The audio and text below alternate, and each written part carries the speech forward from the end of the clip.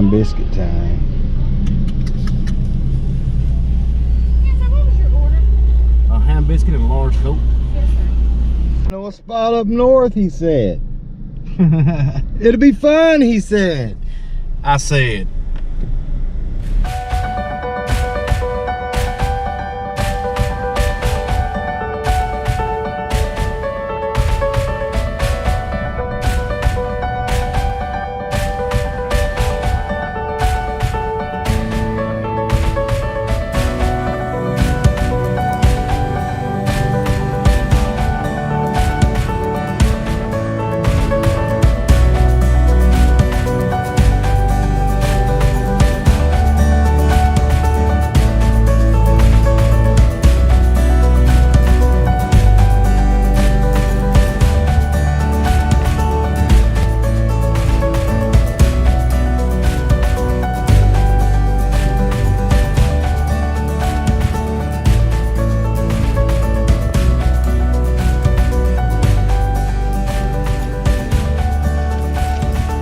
All right, Kev, where we at today, man? We are at Crooked Creek Battlefield.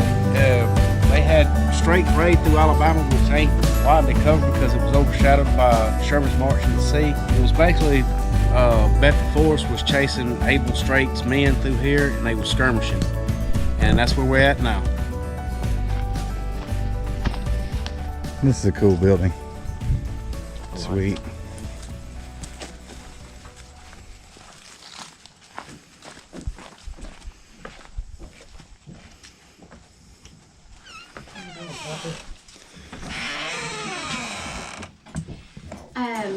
Well, we'll start here. So, America's Most Haunted, or Alabama's Most Haunted, I'm sorry, and the Ghost Hunters, there's a couple of different groups that do come and do paranormal investigation. We welcome them. They come a lot. They stay in the bed and breakfast, which, again, is just a bed. You make your own breakfast. Yes, But it's, so anyway, they enjoy it.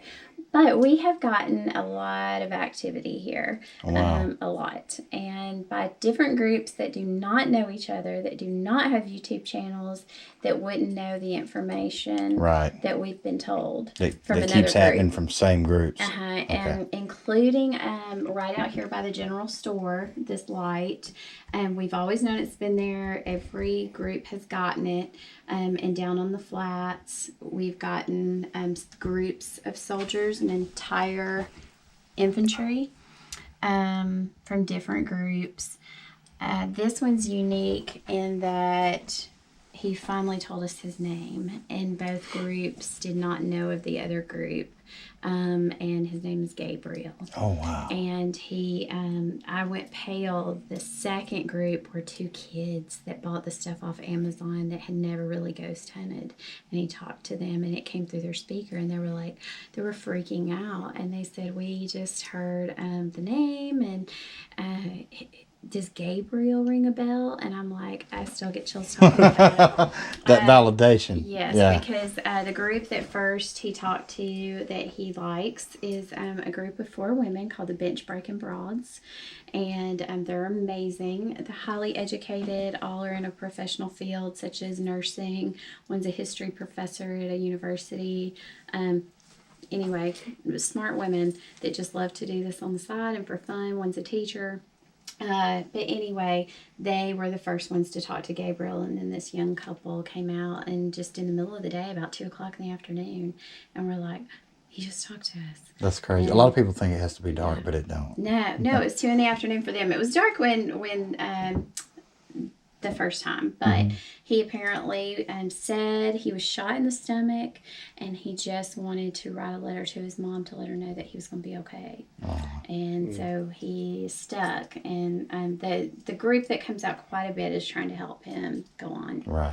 And realize. That is a very cool story. So, and these are just different ghosts. You can see the premonition of the woman walking up the hill as the skirt, her arm carrying a gun, and at night, ever since I was a little kid, I've always felt like there were people out there, and you can hear sounds like sounds like people talking or something. Oh, I bet that did have its creepy times coming up here. because I always thought like people were camping in our woods and like gonna kill us. Awesome. It was originally just for the doors. Yeah, just this And it cabin. was a stagecoach. A stagecoach inn where How old is it?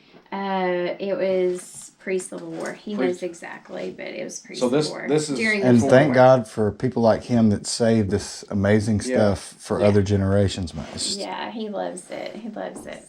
So we just acquired these, and that's why they're here. We're getting rid of this case.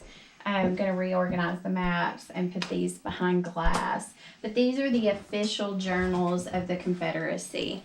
And they were rebound. We have a couple of the original ones in the house, but they were rebound and donated to the Coleman County Library, and then they donated them to us. But these are the official records. They've been scanned in at the state and federal or congressional libraries, but we have the books. that is And so, amazing. yeah, pretty amazing. That is You can amazing. read the entire Confederate battle through there. I love it. I love it. This right here, Forrest and Straits Raid through Alabama. The battle happened on this property April 30th, 1863, between Nathan Bedford Forrest and Abel Strait. Forrest obviously was with the Southern Regiment, Strait with the North, Brigadier General Dodge, Brigadier General Roddy. And then this was your Northern soldiers and their groups and your Southern regiments.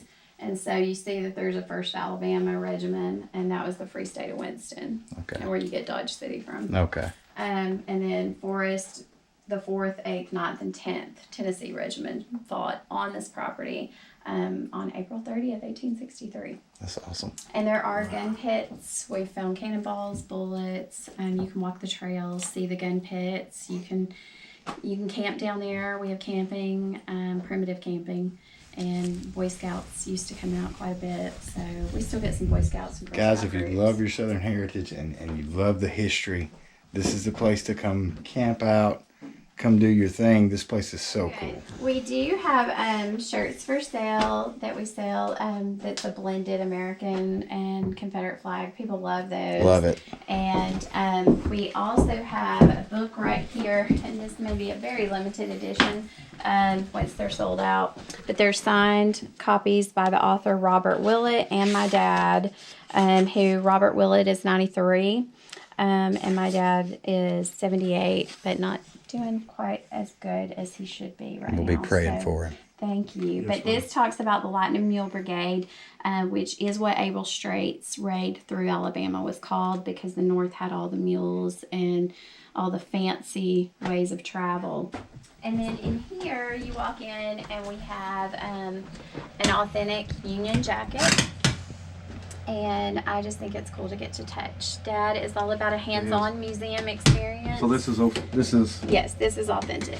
Wow. Oh, And God, so that's cool. you get to touch, feel, experience all The actual your war. senses, and instead of just looking behind glass. So it's important to him that people get to enjoy it, a piece of history as well as just seeing it. So these are cannonballs. This one was fired the very first day of the Civil War at Fort Sumter.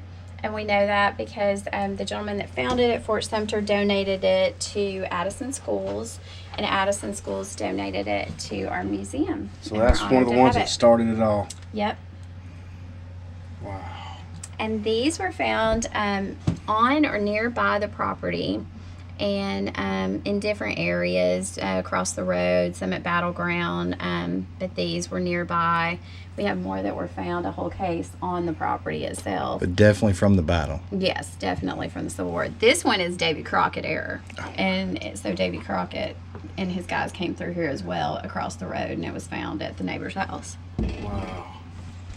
So What about the bones? these are mule bones. These are from the Mule Brigade. And this property was just uninhabited, hills, creeks, caves, still is, other than what we've built here and restored. And when my parents bought the land, they had to clear it for the house and have the house moved in. And then my dad was just handy and into construction and put the house together and then built the cabins, and it evolved. He was a Civil War collector from the 70s, and it's always been a passion of his. I can move that. It's always been a passion of his. He did not know when he bought the property, he bought a battlefield. He bought it because he loved the Civil War. And ironically enough, it's a funny story. It was just cheap. And it was shaped like Florida. And we'd moved here from Florida, so he thought it was a sign. My wife's people's from Florida. And so. he wanted to be near Hogs Mountain and Battleground because he was a Civil War collector. These paintings were bought at an auction. We've been told they were originals. However, I want to get a few more. I'm not going to sit here and say they're originals. My dad will. But I don't want to give you false information. We've had 2 different people say they were. They look very old. They're old regardless, even because they are. This is real. This is the painter's signature, and he fought for the South, but he lived in the North. He lived in Maryland, and he died after the Civil War. He lived through the Civil War. But Yankees came in and took his house and killed some of his family members, and he was angry and bitter, and he basically said, sign me up. And so he was known to do stills throughout the Civil War, and they're highly collectible, but he did do duplicates, so it's quite on it. These could be original one-of-a-kinds. They could also be one of his later duplications that aren't worth quite as much, but they are his work. So. Oh, wow. Dad can tell you more about it. He knows all about it. But these are family members of his that have visited. He was captured, I want to say, on April 30th, 1863. I believe it was 3 days later the South released its prisoners. So he would have lived, but he died in the Tennessee River. He drowned trying to get away. And then these are just saddlebags, horse bits, and this is everything that was found on the property. These are just a couple little things to show what it was for, but this is all found in the dates and the things that they are. And there's no telling what we threw away and hauled off before we realized it was a battle site. Because I was about 9 years old, and we found a big pile of rusty stuff down at the creek, and we, metal detecting, and we dug it up and took it to the dump. And Dad still says he could kick himself. And we also we also tore up and burned the original road, or not road, but bridge, where the soldiers crossed over. We thought it was just a pile of wood that somebody had left down there. And because this property was never lived on before us. And we bought it in 81, Christmas Day. But anyway, these are relics, artifacts. That's an extremely rare piece. That holster is one of like 100. It was a prototype. Wow. And there's the write-up on the gun that it was for, the Winchester. Kev, I keep waiting to turn one of them out of the dirt somewhere, and it never happens. And this is an official jacket as well, for the South, and that's General Custer in what would be one in his early days before he was a general, when he first came out of West Point as a cadet. But that's what the jacket would look like. Now these are reproduction pants we had made. But the uniform is real from the Civil War. Yes. Wow, that's like touching through time right there. Seriously. Chill bumps. Isn't that cool? A lot of this stuff was dug in Summerville, Georgia, and also along in Virginia, along Goochland County, along the trying to think of what river, the James River. And then this drum was supposedly used here. It's stamped Crooked Creek on it, and this is how we acquired it, and the certification from the family, and how it came to be to us from Private Joseph Valenzer. What a save. And so that's a neat piece that we added to the collection this year. I think this is a neat little thing. A lot of people think, wow, that guy, he barely made it. It's a bullet lodged in a buckle. Oh, wow. But they would use them sometimes for target practice, snipers. And so, no, we have. And we do have we found a few of these on the property. Bullets with teeth marks in them. Oh, yeah. And Those that's turn where up a the lot. phrase "bite the bullet" comes from, Yes, it is. because you can Isn't see that the something? perfect pattern. Can I? Where somebody's probably having a limb hacked off Yes, or something. and that's exactly. So they would use a knife like this as reproduction. Give them a little opium and cut off. So they wouldn't. That's what you had for pain, Kev. Right Yeah. there. Opium. Oh, No. No, a bullet. The And bu- a oh, yeah, little the opium. Yeah. But that was mostly what you had for pain. so that's right somebody's teeth marks that they would. Yeah, so you know they were hurting to make that impression in a bullet. Most of these, 95% of everything in here is authentic. We do have some reproduction pieces that we let people handle and take pictures with. This is authentic, and those are authentic, but the little pistols, we have some that are not.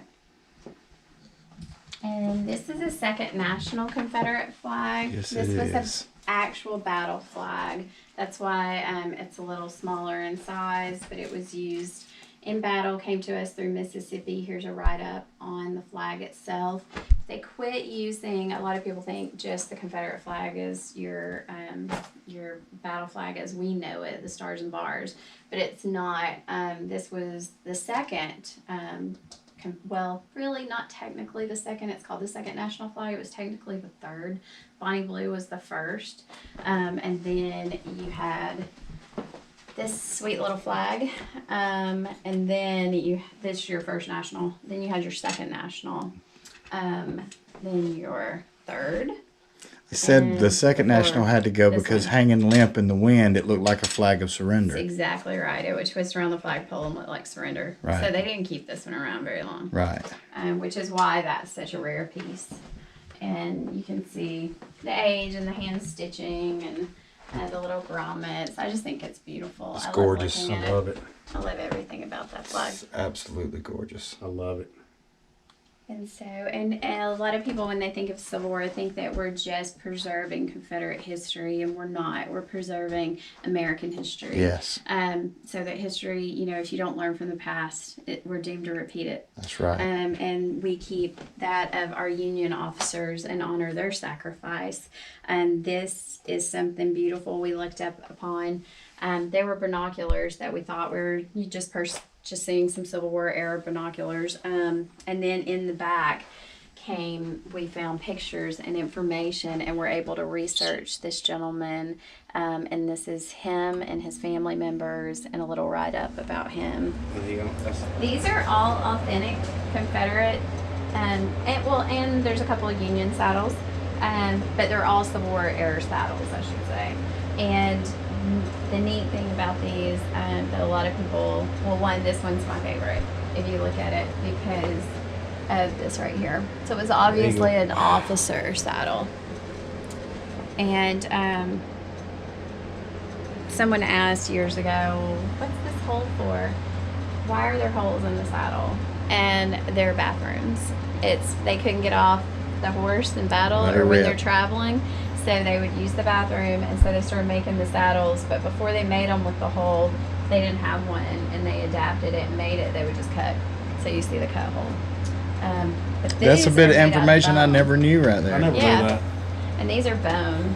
Well, they smelled like their horses. Anyway. Yeah. And so people were like, I bet they stunk. And they were fighting in April, May, June, July in wool coats. They stunk. Yes, anyway. they did. So, anyway, just lots of different things. This is one of our most prized possessions in here as well, and it's just a cast iron cook pot. We found it at a outdoor flea market. It was rust, covered in rust. Couldn't read the bottom at all. But my mom collected cast iron, and she had a huge collection of Griswold and Wagner ware, over 500 pieces. Love Griswold. At the time. I wish I had half of her collection that she had, but we got rid of that over the years as well.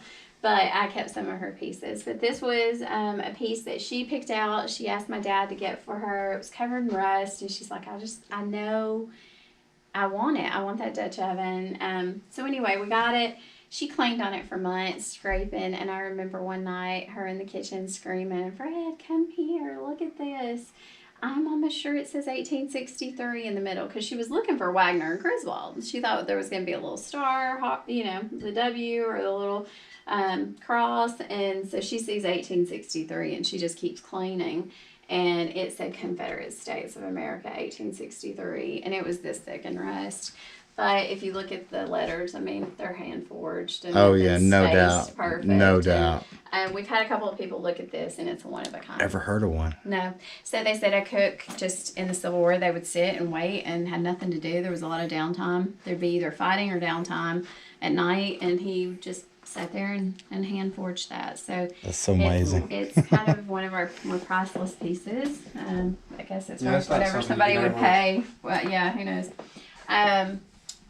These are authentic Confederate. Like, I think this is a cool. It's a loan, and you can see whoever paid back one. So I'm not really sure what happened after the Civil War, if they had to pay back the entire thing. But that was a Confederate loan for $1,000, which was a lot of money. Oh my.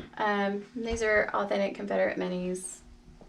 I think I say Confederate. There may be some Union mixed in here as well. I'm not sure, to be honest. They're beautiful though. Yeah, here's some Alabama, just state money from during that time frame. Y'all found arrowheads out here too. We do. We have caves. We camped in as a kid, and we have found a ton of arrowheads in caves, as well as drawings and carvings inside the caves. Really? Yeah, there's definitely 2 different places we found them when I was a kid. Really? And the neat thing, I like to keep this I'm sorry. picture. No, my dad puts it over here. I don't know why it's over here. It needs to be over there by the Indian stuff. He's funny. But we have 2 trees called the married trees down there at the creek, right past where Strait crossed over. And but this is what they would do. The Indians would forge the trees together so they could grow together, to show it was to other Indians that it was a safe place to hunt, fish, and camp and live. And so that was their way of communicating without words to other Indian tribes. How sweet is that? That's Road pretty signs cool. back in the day. It was. They would just twine the trees together and let them grow together, and it would basically say, hey, there's good hunting, fishing, and it's safe. Nobody's going to mess with you. So this is an aerial view of our property, and this shows the cabin, the museums, where Okay. you're at. This is the old Days Gap Road right here. This is where they're going to cross over the creek, where the little wooden bridge would be. And so Strait came across here, crossed over, and then Forrest came over here and cornered around him and would take his battle plan from Gideon's and go on all sides, so we couldn't tell how many people he had. And this is what it looks like. Okay. So this would be your Confederate Army on this side. They crossed over. There's a little plank bridge. And this is your Lightning Mule Brigade. And these are the gun ports? Yeah, So, there's gun pits down there, and that's a picture of a few of them. And we always find bullets there. man, y'all, this is a special place. It really is. Thanks. It's really amazing. This is a lot of I time. wish my dad could have met you guys. Yes, amazing. it's his lifelong. I wish that. A kid pulled off its finger. It's Forrest. It is. He's missing a finger. Bless him. A child accidentally pulled it off. They were shaking hands, so he needs a little work. We're gonna fix A him little back. heat. We're gonna fix him back up. Right. In the meantime, I don't want him to lose his finger, so I'm just gonna hide it in there. That's a good place. I imagine I could sit there and listen to your dad talk and just. All day. I can listen to her the rest of the day. I know, she she knows, knows what- a lot. No, I just know little bits and pieces from living it and him. That's why I feel excited when the lips on. That's too weird. Yeah, this tarp. Yes, ma'am. I love that building.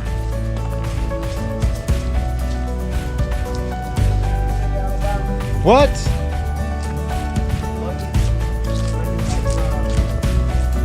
That's a toilet.